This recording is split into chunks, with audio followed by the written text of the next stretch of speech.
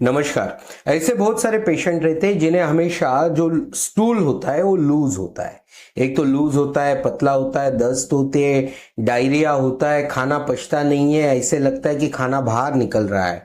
ऐसे बहुत सारे पेशेंट रहते हैं और ये पेशेंट में अक्सर देखा जाता है कि इनका वजन बहुत जल्दी जल्दी कम होता है, बिना कुछ वजह के वजन कम होता है, शरीर में बड़ी कमजोरी आ जाती है। तो ये सब क्यों होता है, इसके पीछे इसका रूट कॉज क्या है, उसके बारे में बात करेंगे।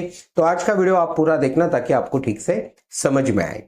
देखिए, सबसे पहले तो ये जानते हैं कि जो नॉर्मल डाइजेशन प्रोसेस है वो क्या होती है।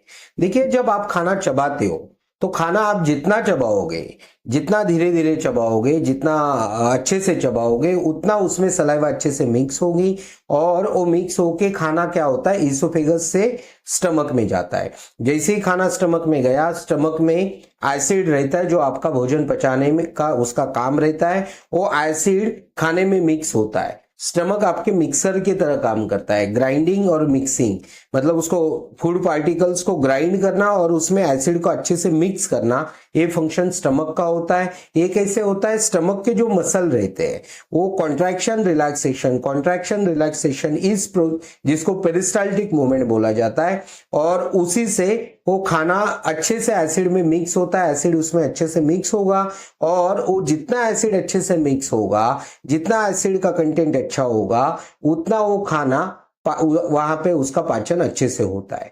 जैसे ही खाना स्टमक में जितना पाचन होना होता है उतना हो जाता है, वहां से खाना आपके स्मॉल इंटेस्टाइन में आता है।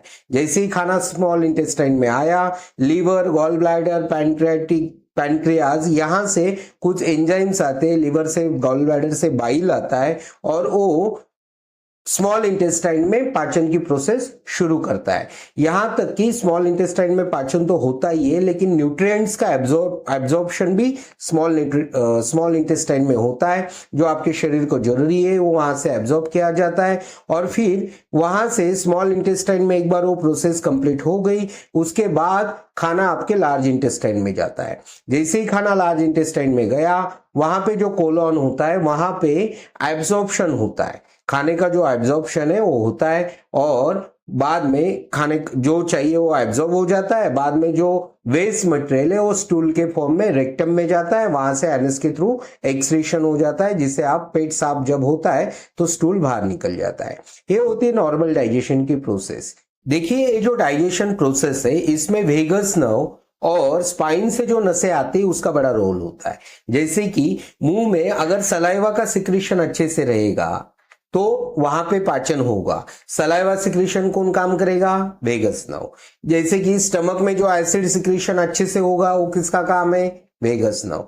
लीवर, पैनक्रियाज या फिर गॉल ब्लैडर, इसको अच्छे से फंक्शन करने का काम किसका है, vagus nerve. Large intestine, small intestine, vagus nerve. और ये सब ऑर्गन्स को, जैसे लीवर को, गॉल ब्लैडर को, स्टमक को, आपके सलाइवरी ग्लैंड्स को, एक मतलब जो स्पाइन से नसें आती है उसका भी सप्लाई रहता है।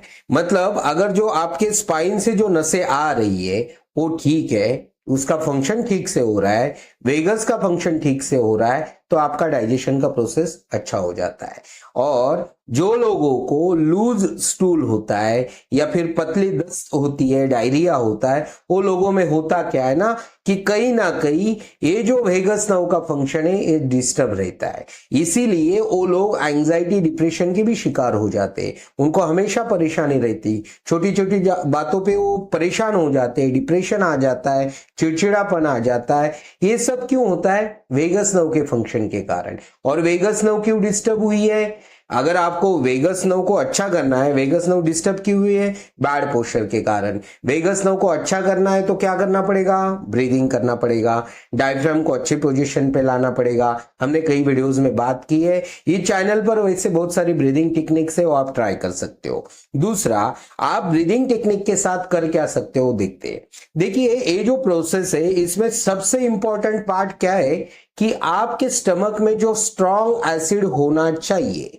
अगर वो डाइल्यूटेड एसिड है, अगर वो एसिड में इतनी मतलब वो उतना सक्षम नहीं है कि आपका भोजन अच्छे से पचा सके, तो फिर होता क्या है कि वो एसिड भोजन अच्छे से पचाता नहीं है, या फिर मिक्सिंग अच्छे से होता नहीं है, स्टमक में जो होना चाहिए वो ठीक से होता नहीं है, फिर उसके आगे की सभी प्रोसीजर वही से हैम्पर हो जाती है। यहां तक कि liver, gall bladder, pancreatic juice, ये सब ठीक से आने के लिए, बाइल है या पैनक्रियाटिक जूस है, ठीक से आने के लिए भी स्टमक में स्ट्रॉन्ग एसिड होना बेहद जरूरी है। लेकिन वो ज्यादातर लोगों में, जो भी लोग एसिड रिफ्लक्स है, जीआईडी या हाइटिस हर्निया, पेट संबंधित कोई भी बीमारी, आईबीएस ले लो, ये सभी बीमारियों में होता क्या, ये एसिड स्ट्रांग नहीं रहता। तो ये एसिड स्ट्रांग करने के लिए आप आयुर्वेदिक दवाइयां ले सकती है। इसके लिए एसिडिटी की दवाई सॉल्यूशन है नहीं, क्योंकि वो एसिड को सप्रेस करती है। तो आयुर्वेदिक दवाई क्या करेगी, एसिड का कंटेंट बढ़ाएगी, एसिड को स्ट्रांग एसिड करेगी, स्टमक में अच्छे से पाचन होगा, वहां से फूड आगे आएगा, लीवर, गॉल ब्लैडर सबका फंक्शन अच्छा होगा, और लार्ज इंटेस्टाइन में आपका एब्सॉर्प्शन अच्छा होगा न्यूट्रिएंट्स का,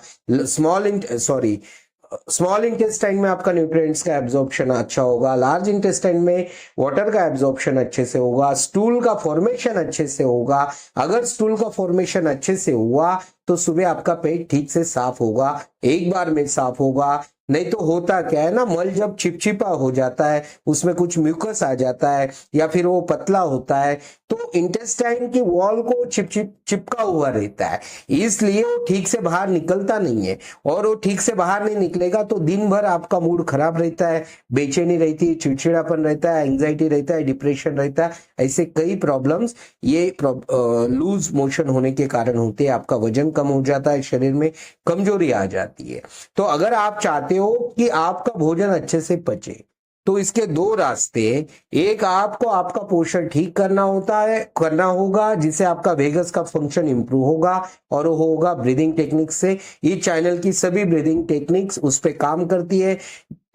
और सेकेंड थिंग, आपको आपके एसिड के कंटेंट को बढ़ाना होगा, एसिडिक बनाना होगा, ज्यादा स्ट्रॉन्ग एसिड बनाना होगा, जिसके लिए आप आयुर्वेदिक दवाई ले सकते हो। तो इस दो तरह से आप आपका जो लूज स्टूल का प्रॉब्लम है, आईबीएस का प्रॉब्लम है, या फिर दस्त, डायरिया का प्रॉब्लम है, वो कंप्लीटली सॉल्व कर सकते हो। अगर आप आपका पोषण का एनालिसिस करना चाहते हो या आयुर्वेदिक दवाई चाहते हो, तो आप हमसे व्हाट्सएप पे संपर्क कर सकते हो।